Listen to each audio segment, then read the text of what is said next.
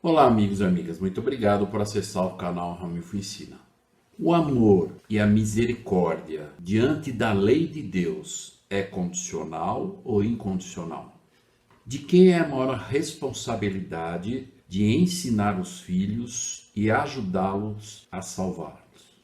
A família deve valorizar a justiça ou os laços sanguíneos? Os pais comem uvas verdes e os dentes dos filhos é que mancham? As bênçãos de nossos antepassados pertencem a nós? O Senhor revoga a lei ou ele revoga as bênçãos? Qual seria a sua última mensagem, como pai ou mãe, se você soubesse que iria morrer? Veja isso e muito mais.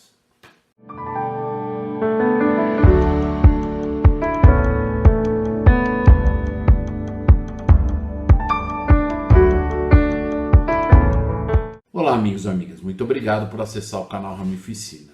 Então agora nós vamos estudar a segunda parte da aula do Vem Segue-me dessa semana, e eu gostaria de me ater em apenas alguns versículos do livro de Deuteronômio, que tem muitos princípios que eu considero importantes e relevantes. Apenas lembrando que aqueles que ainda não se inscreveram no canal, por favor se inscrevam, ativem o sininho e, por favor, convide os outros e compartilhe com eles esses vídeos. Então hoje nós vamos falar a respeito de uma lei mosaica que existia entre as famílias na época de Moisés. E nós vamos aprender e buscar extrair princípios aplicáveis para os dias de hoje. Então eu gostaria de iniciar e eu vou colocar como título desse assunto que nós vamos estudar, que eu identifiquei, pais bons, filhos semelhantes. E eu estou me baseando em uma escritura que eu aprecio muito, que se encontra em Doutrina e Convênios 107, 43. Aqui está se referindo ao filho de Adão. Então nós vamos falar um pouquinho desde os nossos primeiros pais, né? E que são o nosso exemplo, né? E na verdade o Senhor, como vocês estão vendo aqui, desde o início da criação, quando ele criou Adão e Eva, sempre foi a intenção de Deus fortalecer a família e estruturar a terra, o mundo, com a família. Tudo o que aconteceu na criação é para servir os seus habitantes. E o propósito maior de Deus ao criar Adão e Eva é a família. E aqui então nessa seção 107, no versículo 43, vai falar a respeito de um dos filhos de Adão. E vamos ver o que está dizendo. Porque ele, Sete, que é filho de Adão, foi um homem perfeito, e sua semelhança era a semelhança expressa de seu pai. Então, pais bons, filhos semelhantes. Tanto que parecia ser como o pai em todas as coisas, dele podendo distinguir-se apenas pela idade. Então, olha que maravilha, né? Bons pais, filhos semelhantes. E aqui nós temos um exemplo, né, de um dos filhos de Adão, o Sete, que ele era idêntico, semelhante ao seu pai. A única diferença entre o pai e o filho era a idade, porque o pai tinha mais experiência. Então, bons pais, filhos semelhantes. Vamos ver aqui uma escritura e a importância da família, né? Então eu gostaria de ver aqui com vocês essa escritura de Deuteronômio 21, capítulo 21, do versículo 18 até o 21. E vamos entender essa lei que existia na época, que era uma lei, né, mosaica, para garantir de que as famílias fossem realmente a parte mais importante da sociedade, como é hoje e deve ser assim. Apesar, infelizmente, de muitos ensinamentos anti-família, mas a visão de Deus, ou quem está alinhado com Deus, vai ter essa percepção, essa visão, esse desejo, né? Então, lá no versículo 18, então, Deuteronômio 21, diz lá: quando alguém tiver um filho contumaz, o que é contumaz? Que é, na verdade, um filho teimoso, inflexível, né? E rebelde, que não obedecer à voz de seu pai e à voz de sua mãe. Então está falando aqui pai e mãe, os pais. Então, na verdade, os filhos, como nós falamos em algumas aulas anteriores, os 10 mandamentos, o 5º mandamento, honrar o pai e a mãe. Nós aprendemos exatamente o que é honrar o pai e a mãe. Honrar e obedecer tem uma diferença, mas as duas têm uma conexão também. E aqui está dizendo que o filho que não obedeceu o pai e a mãe, havia uma lei naquela época, e diz aqui que ainda o pai e a mãe, castigando eles, não lhes deram ouvido. Então esse filho rebelde, ou contumaz, ou inflexível, né? Ele é aquele filho que o pai e a mãe ensinam, mas entra por um ouvido e sai pelo outro. Ele é rebelde, ele não atende, não é obediente, e até os pais até castigam, né? Nós não estamos falando aqui, se vocês forem ver a palavra castigando, a letrinha A em cima da palavra castigando, nos remete lá ao rodapé, onde diz que é corrigir, repreender, e não usar a força física, né? Então, vamos entender aqui que quando os pais, isso é na linguagem do Evangelho, alinhado com a vontade de Deus. Quando os pais castigam os filhos, é sem usar a força física, mas é necessário que haja um castigo se os filhos quebrarem uma regra, uma lei, e for desobediente. E aí o que acontecia lá? Então, no 18 diz que se um pai e uma mãe tivessem um filho dessa forma, diz lá, no 19, então seu pai e sua mãe tomá-lo-ão e levarão aos anciãos da cidade e à porta do seu lugar. Então tinha uns juízes lá que se não tivesse jeito nenhum, os pais é que iam julgar isso, mas como o filho, porque se o filho continuasse assim, os outros estavam vendo a reação dele, então eles realmente saberiam que os pais não estavam tendo o domínio correto, né, sobre os filhos, né, ensinando e repreendendo o suficiente para que eles andassem na linha, né? E aí diz lá no 20, e dirão aos anciões da cidade, e aí os pais vão levar o seu filho rebelde lá e vão dizer para os juízes da cidade, este nosso filho é rebelde, contumaz, não dá ouvidos à nossa voz, é um comilão e beberrão. Então, vamos entender aqui que esse comilão e beberrão, aqui já está mostrando que já são adolescentes, né? E não criancinhas. E aí no 21 diz, então todos os homens da sua cidade com pedras o apedrejarão, até que morra, e tirarás o mal do meio de ti, para que todo Israel o ouça e o tema. A princípio, lendo essa lei de Moisés naquela época, muitos vão dizer, nossa, que coisa muito radical, qual é o pai e a mãe que vai levar o filho para morrer? Mas era uma lei. Da mesma forma que tinha a lei para os idólatras, então se os filhos fossem idólatras, eles tinham que ser levados em julgamento, e tinha uma lei que eles eram mortos, né? E dessa forma a mesma coisa. Por quê? Para preservar a família. Para preservar a família, então os pais tinham a obrigação de manter os seus filhos na linha, né? Pelo exemplo e pelo preceito, e fazendo de tudo ao seu alcance para que os filhos na verdade, seguisse o melhor caminho. Agora, talvez alguns leitores modernos fiquem chocados e horrorizados com tal requisito, e há quem tente usá-lo como uma prova da natureza primitiva e selvagem da lei. Seria interessante considerarmos os seguintes 7 pontos, para nós podermos entender que essa lei na época foi dada para Moisés, para preservar a família e a própria sociedade, e então nós precisamos entender. Talvez alguns lendo a lei aqui vão dizer, não, mas é muito radical, o que é isso, né? Mas vamos ver, na verdade, 7 pontos que nós vamos compreender em relação a esse momento e essa lei. O primeiro ponto que nós podemos ver aqui é Este requisito, como todos os outros da lei mosaica, foi instituído pelo Senhor, que era o Cristo pré-mortal, e é consistente com todos os outros aspectos de sua natureza. Então, foi o próprio Cristo que deu a lei.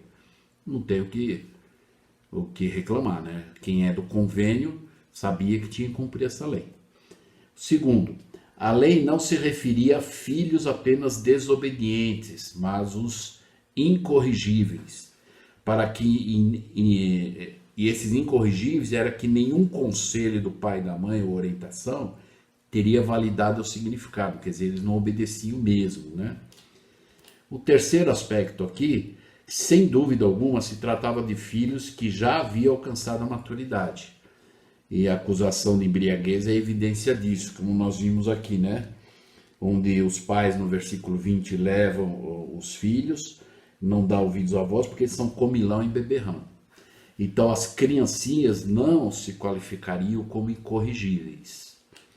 O quarto ponto aqui é que os pais já haviam aplicado todos os outros recursos disciplinares e não obtiveram nenhum resultado. O quinto, embora os pais tivessem que acusar seus próprios filhos, não era exigido que os pais os executassem, como era no caso das testemunhas de outros crimes capitais, né? O sexto é, uma vez que a família é a unidade básica da sociedade e o veículo para se transmitir a retidão de geração em geração, o filho que terminantemente rejeitasse a autoridade paterna ameaçava a própria ordem da sociedade. Então imagine viver numa sociedade e porque é o filho do vizinho, ele faz as coisas erradas e está tudo certo. Então tem que ser igual para todo mundo. Assim sendo, como idólatra, ele tinha que ser condenado à morte, como nós vemos lá em Deuteronômio 17. E o sétimo item, os pais que apoiassem seu filho criminoso só contribuíam para o crime na sociedade. Então aquele pai ou mãe que não repreendia, não se esforçava para fazer com que o filho fosse obediente às leis, né?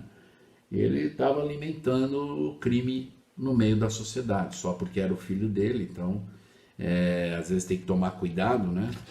Porque às vezes nós temos que ser justos, né? Em todas as coisas para todo mundo. Então lembrando, pais bons, filhos semelhantes. E aí vamos ver outros aspectos aqui em relação a essa lei, né? Para nós entendermos melhor. Negar a pena de morte e alimentar uma vida dedicada ao mal significa conceder a homens perversos o direito de matar, raptar, estuprar e violar a lei e a ordem, e deixar que nesse processo sua vida maligna seja poupada. Assim, é dado ao assassino o direito de matar, sem perder a própria vida, e a vítima ou as vítimas em potenciais é negado seu direito de vida. Então, se os pais protegessem os filhos em seus crimes, né? Então eles estavam autorizando, né, ou sendo coniventes, né, com essas atitudes. Os homens podem falar de amor incondicional, da misericórdia incondicional, porém cada gesto de amor e misericórdia é condicional. Então aqui vem uma questão, né, como eu falei em alguns vídeos anteriores sobre a parábola das 10 virgens, nós vimos um exemplo clássico, né? As 10 virgens eram no convênio, mas no momento que elas precisavam estar prontas para entrar junto com Jesus Cristo, né, que era colocado como noivo, 5 ficaram de fora. E o Senhor não foi lá, e né, muito provavelmente elas lá de fora falaram, mais amor, por favor, né? Então nós precisamos entender que o Senhor, ele se ofereceu por nós, ele já fez a expiação universal, e a única razão agora, e ninguém é obrigado a aceitar isso, mas a única maneira de nós sermos salvos é nós aceitarmos isso, que é de graça, ele já fez, já está pago, já está concluído, e nós aceitarmos ele como nosso Salvador e Redentor através dos convênios desde as águas do batismo, né? E pois ao concedê-lo a alguém, estou confirmando as condições de sua vida e negando outros no processo, se eu na verdade, proteger quem é criminoso. Se sou amável e misericordioso para com o assassino, sou ao mesmo tempo insensível e desapiedado para com as suas vítimas presentes e futuras, né? Além disso, estou abertamente desprezando a Deus e sua lei, a qual requer que não haja o menor grau de misericórdia para o homem culpado de crime de morte, que era a lei. A lei mosaica era assim. Então, se o filho era um rebelde, contumado, não obedecia os pais, e mesmo que os pais talvez protegessem tudo, ia chegar um momento que as pessoas iam reclamar: olha, seu filho só faz coisa errada, prejudica os outros, né? Ou vocês endireitam eles, ou a lei vai ter que pegar eles, né? Então ia ter algum momento que o pai e a mãe ia ter que cumprir a lei, né? Infelizmente. Pais bons, filhos semelhantes. Se os pais se recusassem a apresentar queixa contra seu filho, eram considerados culpados de conivência e cumplicidade em seus crimes. Seu papel era assim de natureza formal, porém era necessário. A família se colocava ao lado da justiça ou preferia dar mais valor aos laços sanguíneos? Então, essa lei que existia era para manter a justiça na sociedade. E se os pais fossem pelo lado sanguíneo, né? Meu filho, eu não vou levar ele, como ele vai morrer, mas então você tem que endireitar ele, é assim que funciona, né? Eu me lembro ainda na primeira vez quando eu servi como bispo, eu estou servindo agora pela segunda vez, mas na primeira vez, uma mãe veio falar para mim: olha, meu filho não tem jeito, né? Dá um jeito no meu filho, né? E até ela me falou assim, que ela disse pro filho dela: vou contar tudo pro bispo, né? Então eu disse para ela assim: irmã, a senhora é a mãe, né? Se a senhora não consegue dominar o seu filho, quem é que vai? Eu posso até sentar, conversar, mas eu não tenho nenhuma autoridade sobre ele no sentido de castigar ele por ele ser desobediente ou outras coisas. Então, né, mas se a mãe ou o pai abrir mão e dizer: já não posso mais, então quem pode? Então, por isso que é do berço, é o exemplo, o preceito, né? Em virtude do forte apelo exercido pela lealdade familiar, a participação dos pais era necessária a fim de assegurar a ausência de contendas e também de fazer com que a família se posicionasse firmemente contra seus membros criminosos. Os pais que se recusavam a apresentar queixa tornavam-se partidários da ofensa cometida e defensor do crime. Então, na verdade, o princípio que nós temos que entender nessa lei era essa. O princípio requerido era decisivo. A lei e não os laços sanguíneos deveriam prevalecer. Então, da mesma forma, a lei de Deus, e nós vamos ver um pouco mais adiante, que o próprio Cristo ensinou isso, que quando ele viesse, algumas famílias iam se distanciar, por causa que alguns iam aceitar os convênios e outros não. E isso nós vemos hoje, no dia, né, com os membros da igreja. Assim, a lei era justa para todas as famílias, pois se a família devia aceitar a execução de um filho irrecuperavelmente criminoso, então não exigiria ela a morte de um criminoso contumaz membro da comunidade de outra família? Era igual para todo mundo, deveria ser assim. Lembrando, pais bons, filhos semelhantes. Um outro aspecto aqui que nós podemos ver, e é que não resta dúvida, né, de que este propósito da lei era que evidencia seu objetivo. Então, era esse objetivo, que o princípio maior é esse: tirarás o mal do meio de ti. Eu gosto muito de uma escritura em Jacó, capítulo número 5, que na verdade é o maior capítulo do livro de Mórmon, né? Que fala sobre a alegoria da oliveira. Muitas pessoas às vezes começam a ler o livro de Mórmon, quando entra Jacó 5, às vezes não consegue entender bem, aí desiste, depois volta outra vez, né? Mas é algo muito interessante fazer um estudo. Eu quero pegar só um versículo dessa alegoria, que eu acho que cabe muito bem aqui, sobre né, tirarás o mal do meio de ti. Como é que nós vamos tirar o mal do meio de ti? Então, se um filho é rebelde, contumaz, irreverente, inflexível e tudo mais, ele é um mal. Não é assim, se for considerar na família. Claro que nós não vamos colocar ele para fora de casa por causa disso. Então, o que nós vamos tentar fazer? Nós vamos tentar ajudá-lo a ganhar visão, a ser obediente. E aí cada pai, cada mãe busca a inspiração para ajudar e ensinar. Mas o versículo diz assim: É Jacó 5,66. Porque sentiria perder as árvores de minha vinha. Aí olha só o princípio. Portanto, tirareis os maus à medida que os bons forem crescendo. Então, eu lembro de um episódio, eu gosto muito, eu já fiz um estudo sobre a vida do Abraham Lincoln. Ele foi, na verdade, o 16º presidente dos Estados Unidos, um dos maiores presidentes e estadistas, né, dos Estados Unidos. E uma vez uma parte de um grupo que pertencia ao governo se distanciou, se rebelou e ficou contra o governo, que eles chamavam de União. E aí houve um momento onde eles queriam fazer, né, novamente, eles gostariam de se unir para poder se fortalecer. E aí então essa parte da União que era contra Abraham Lincoln, então ele começou a, na verdade, de uma certa forma, a negociar com eles para que eles voltassem para a União. E isso aconteceu, e muitos deles estavam voltando outra vez, né, para que todos tivessem o mesmo objetivo. E um dos repórteres que estava acompanhando a situação lá, ele disse assim para o presidente Abraham Lincoln: mas presidente, eles são os nossos inimigos, nós não temos que destruir os nossos inimigos?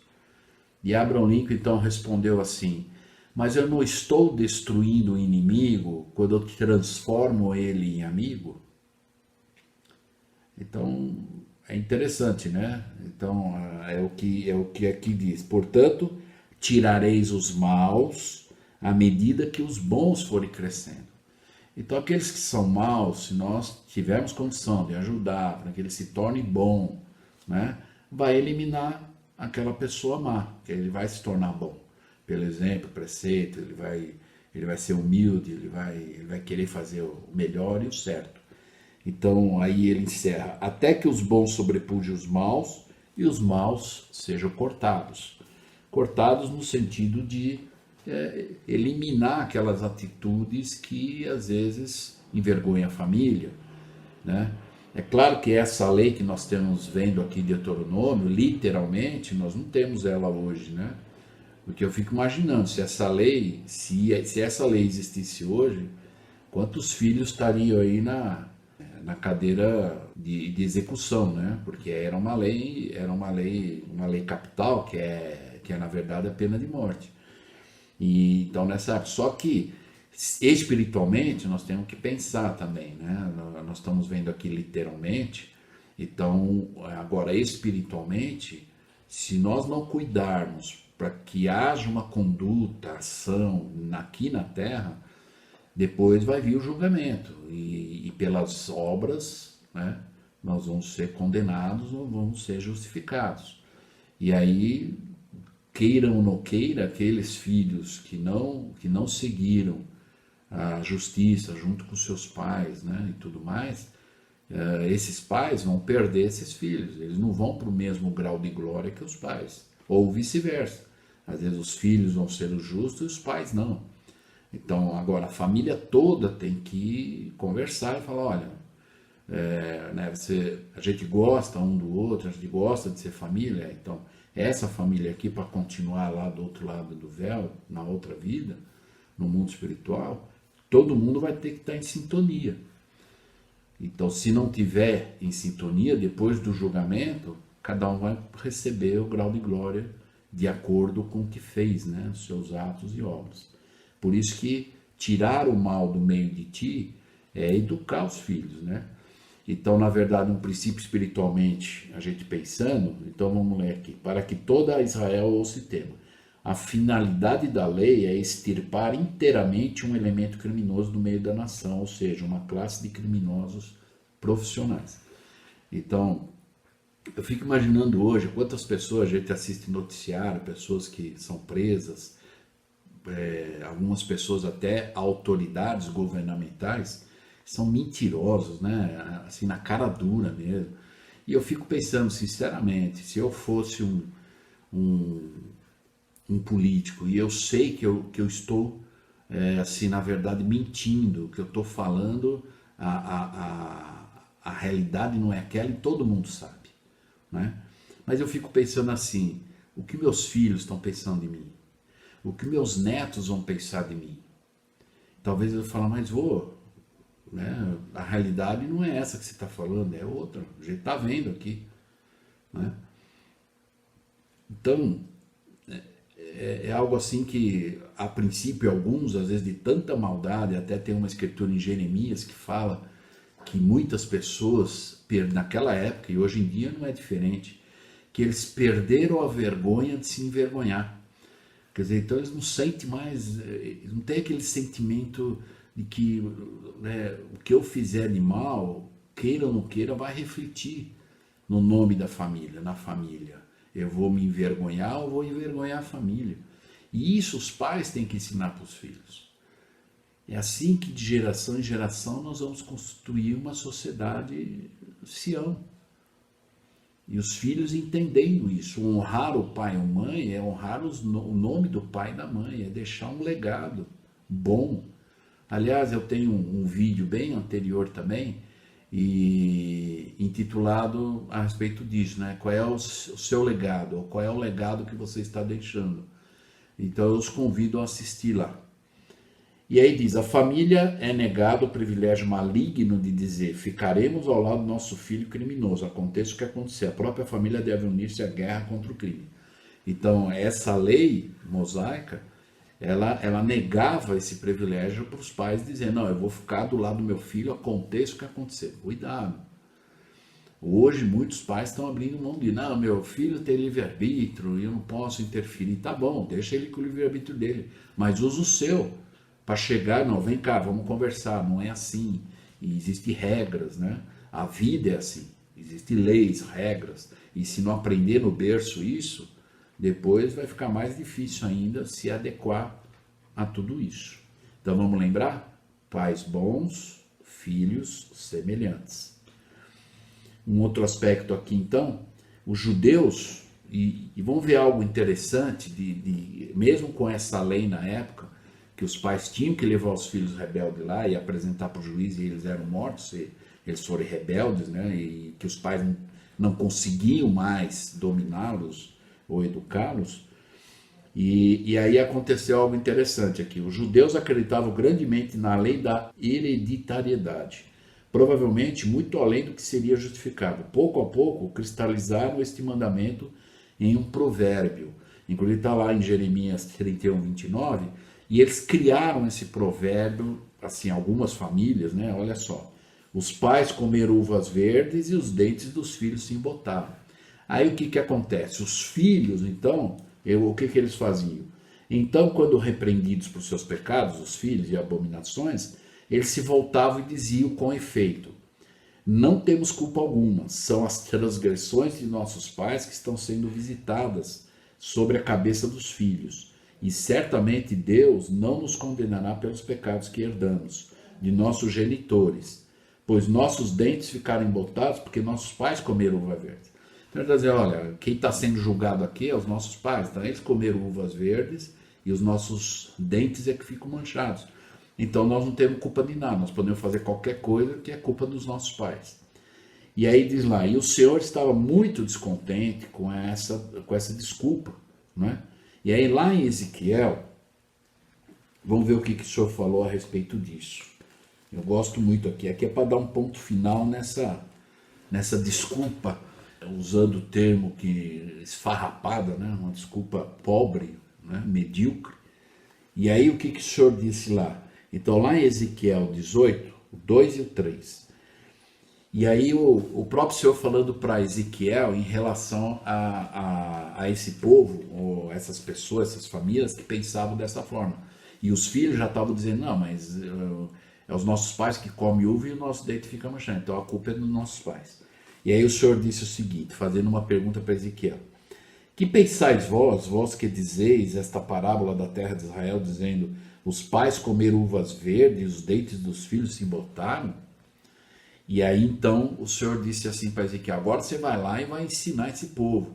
E o que ele tinha que ensinar? Ele disse, vivo eu, diz o Senhor Deus, que nunca mais direis essa parábola a Israel. Então ele falou, olha, vamos encerrar esse assunto, nunca mais vocês vão dizer isso. Aí ele explicou por quê. Ele ensinou o princípio, mas ele falou, por quê? No 4, eis que todas as almas são minhas. como é a alma do pai, assim também a alma do filho é minha. E aí ele determinou então, a alma que pecar, essa morrerá. Então acabou essa história, essa desculpa, né? Ah, foram os nossos pais comeram uvas e não temos culpa nenhuma. Então o senhor falou, olha, acabou essa frase, isso aí não existe. É falsa doutrina, é doutrina do diabo. E aí ele disse, então, cada um de acordo com a sua obra, então cada homem vai responder pela sua obra. Então, como ele disse, cada alma que pecar, essa morrerá. Então, é individual, tá? Lembrando, pais bons, filhos semelhantes. E aí ele disse ao povo ainda, através desse profeta, que exigiria que cada homem e mulher de Israel prestasse conta de sua própria conduta e caminho que seguira na vida. E que cada um seria julgado de acordo com as suas obras, as obras que fizeram na carne. Estes israelitas pareciam haver esquecido do mandamento que afirmava que o Senhor mostraria misericórdia para milhares dos que o amassem e guardassem seus mandamentos. Então, lembrando lá da misericórdia e da justiça, né? Ela é condicional ou incondicional? Então, para aqueles que recebem a lei, entendem a lei, e claro que ela é incondicional também, mas somente para as pessoas que não têm lei, somente para as pessoas que estão fora da sua sã consciência normal. Então, mas para aqueles que têm a lei, entendem a lei, aceitaram a lei de livre e espontânea vontade, ela é condicional. Então está aqui. Então mesmo a misericórdia de Deus, ela é condicional para aqueles que o amam e guardam os seus mandamentos. Então essa história, né, de que muitos acham que no último dia, e tem alguns que já estão preparando o espírito para isso, né, dizendo, às vezes quando os líderes vão tomar certas decisões, e algumas pessoas usam essa frase, mais amor, por favor, né? Mas está sendo feito ou seguindo uma diretriz para ser feita a justiça. Então vamos lembrar, pais bons, filhos semelhantes. No entanto, se as maldições alheias não nos pertencem, então as bênçãos prometidas a outros não nos pertencem tão pouco. Precisamos merecer as nossas próprias bênçãos. Então agora vem essa parte de que nós temos que entender, de que as bênçãos dos nossos antepassados não pertencem a nós, são deles, as obras foram deles, nós temos que fazer a nossa. Eles nos deixaram bons exemplos, nos educaram, nós estamos sendo de geração em geração, mas eu tenho que ter as minhas obras. Cada um vai responder, como o Senhor falou, a alma que pecar, essa morrerá, né? Então é individual. E o profeta José Smith escreveu, examine as escrituras, examine as profecias e verifique o que se aplica a vocês e ao povo do século XIX. Então agora ele está transferindo mesmo essa escritura, a gente tem que entender nos dias de hoje. Certamente concordarão conosco, que dirão que não têm o direito de reclamar o que foi prometido ao povo de antes do dilúvio, que não podem basear suas esperanças de salvação na obediência dos filhos de Israel quando viajavam pelo deserto. E ele diz, além disso, se as bênçãos de outrem não lhes pertencem, tampouco pertencem as maldições. Portanto, vocês são, assim como foram todos os que os antecederam, seus próprios árbitros, e serão julgados segundo suas próprias obras. Então, é igual para todo mundo, ok? E por fim, encerrando, já estamos aqui no final, reflitamos honestamente agora. Lembrando, pais bons, filhos semelhantes.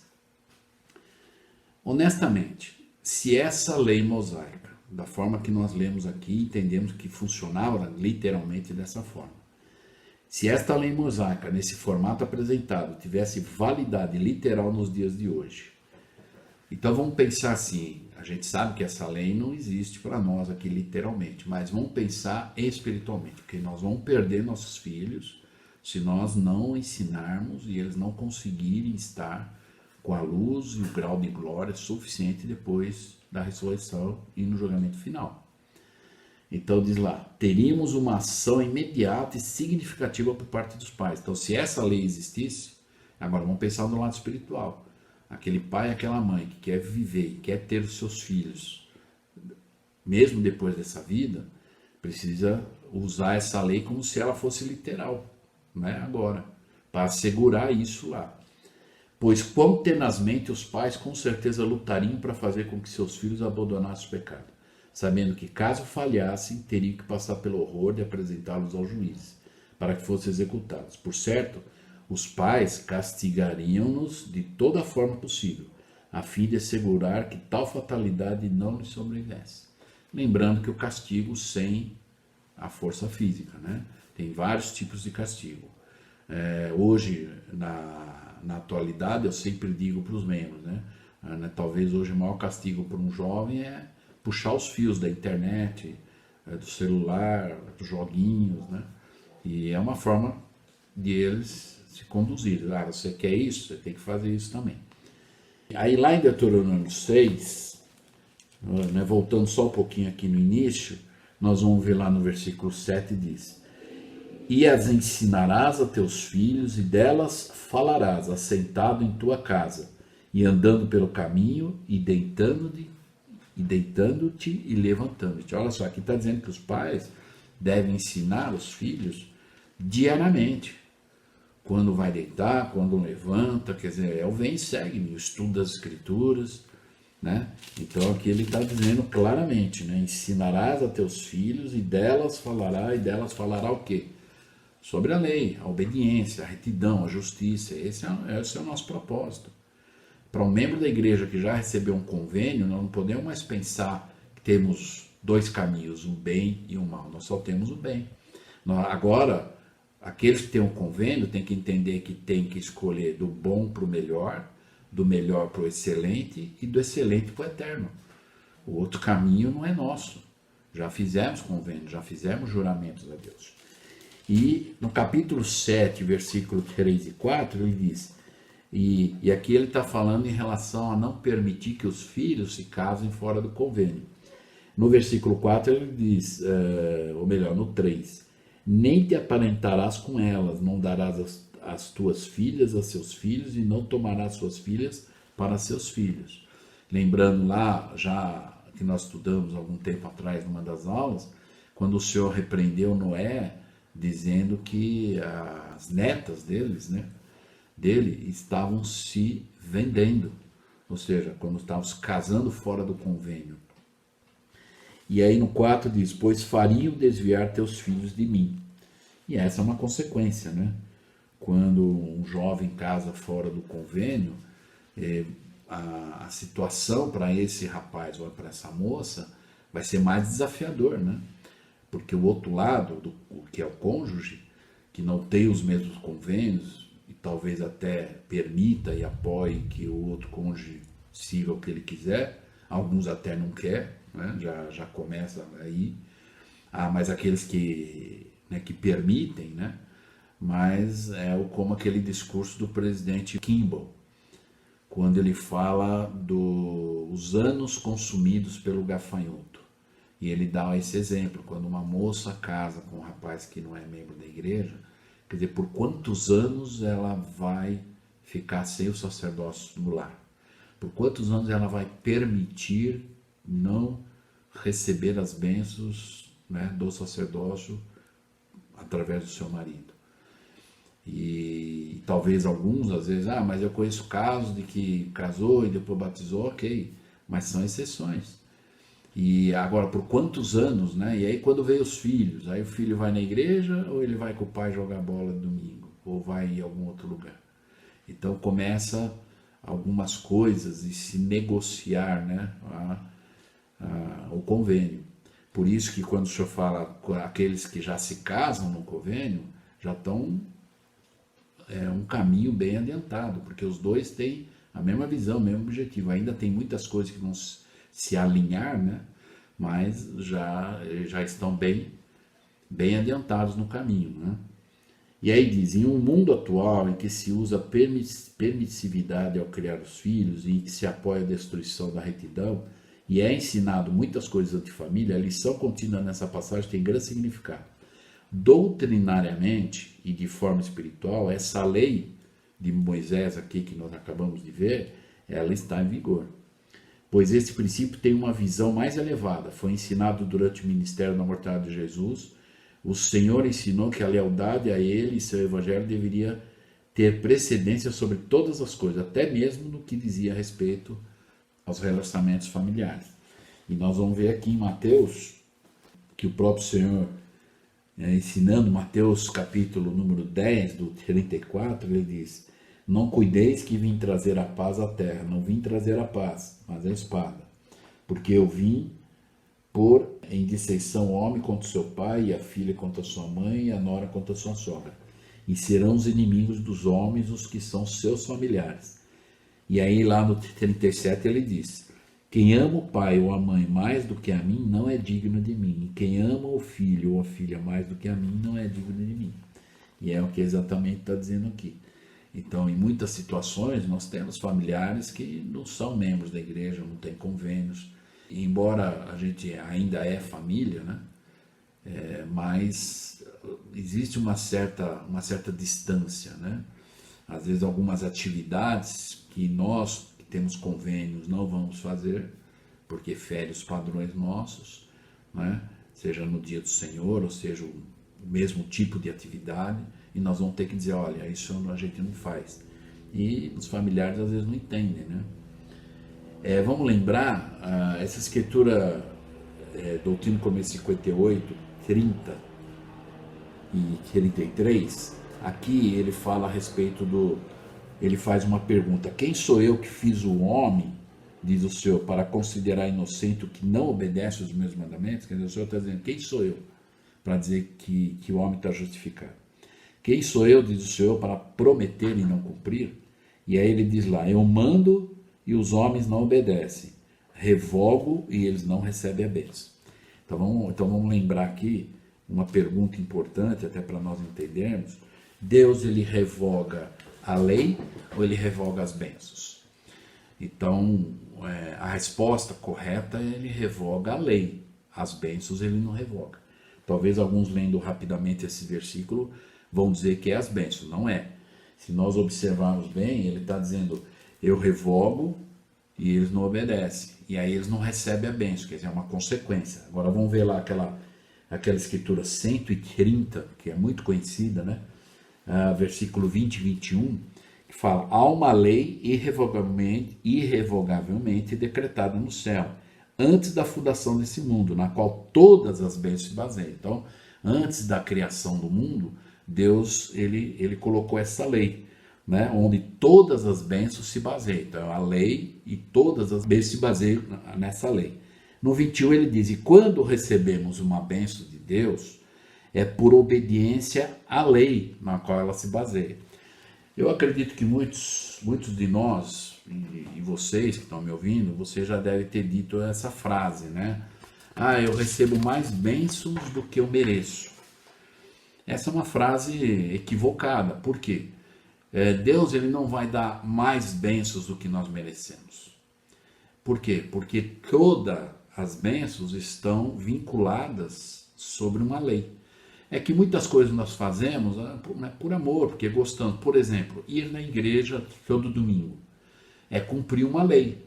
Mas para nós, a gente não vai lá no altar pedir: Deus, eu quero minhas bênçãos porque eu estou vindo na igreja. Mas nós vamos receber bênçãos porque nós estamos cumprindo uma lei. Então tem muitas coisas que nós fazemos, por exemplo, ministração e tudo mais, que é a lei do amor ao próximo, de servir, né, e tudo mais. E muitas vezes nós fazemos isso assim naturalmente, porque nós queremos, nós gostamos, né? Estudar as escrituras todo dia é uma lei. O veio e segue é uma lei. E às vezes nós fazemos porque nós adoramos, gostamos. Eu pelo menos faço assim. Mas por eu fazer isso ou cumprir a lei, eu estou recebendo a bênção vinculada a essa lei. Então, na verdade, o Senhor, ele não revoga as bênçãos. Ele nem pode, porque ele disse: foi decretado antes da fundação do mundo, foi decretado que a pessoa que obedece à lei já recebe a bênção. O livro de Mal fala sobre isso, que Deus nos abençoe imediatamente após a gente reagir ou ter ações boas. E até ele faz a pergunta: e aí Deus não nos deve nada. Então não adianta: mas eu não recebi as bênçãos disso ainda. Recebe, Deus ele já paga no ato. Então cumpriu a lei, já está decretado desde a fundação do mundo. Cumpriu a lei, ele recebe a bênção vinculada àquela lei, ok? Então ele revoga a lei. Tanto que ele pode revogar. Não foi assim com Moisés lá? Quando Moisés foi lá, buscou as leis, E aí ele desceu, o povo estava em iniquidade e ele quebrou as leis. Aí ele deu outras leis sobre o sacerdócio arônico.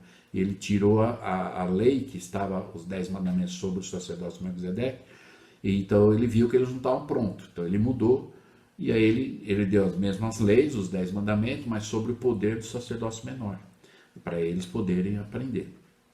Então ele muda a lei, ou ele revoga a lei e não as bênçãos. Ok? E encerrando, lembrando então, pais bons, filhos semelhantes. O que é que eu diria, ou que nós diríamos, se nós soubéssemos como pais que nós fôssemos morrer hoje? Moisés, o Senhor falou para ele, olha, aliás, Deus mostrou para ele tudo, até o final do mundo, mas ele falou, mas você não vai entrar na terra prometida. E aí ele deixou uma última mensagem, porque ele sabia que ele não ia estar com o povo lá na terra prometida. E a mensagem dele foi essa: aplicai o vosso coração a todas as palavras que hoje testifico entre vós, para que as ordeneis a vossos filhos, para que tenham cuidado de cumprir todas as palavras dessa lei. Então, que nós possamos sempre ensinar os filhos dessa forma, que eles entendam que eles têm que cumprir. Encerrando aqui, algumas perguntas que eu gostaria só de encerrar e deixar para nós podermos pensar e meditar, ok?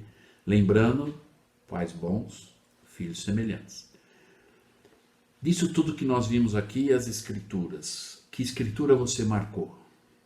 Que conceitos mais o impressionaram ao Moisés afetuosamente aconselhar Israel pela última vez? Que valor isso tudo que nós aprendemos tem para você? E por fim, como a sua vida seria diferente se você gravasse isso profundamente no seu coração e na sua mente e ensinasse aos seus filhos? Então que nós possamos fazer o melhor com isso e lembrando, pais bons, filhos semelhantes. Que nós possamos aplicar isso em nossa vida pessoal e familiar. Então, muito obrigado e até a próxima aula.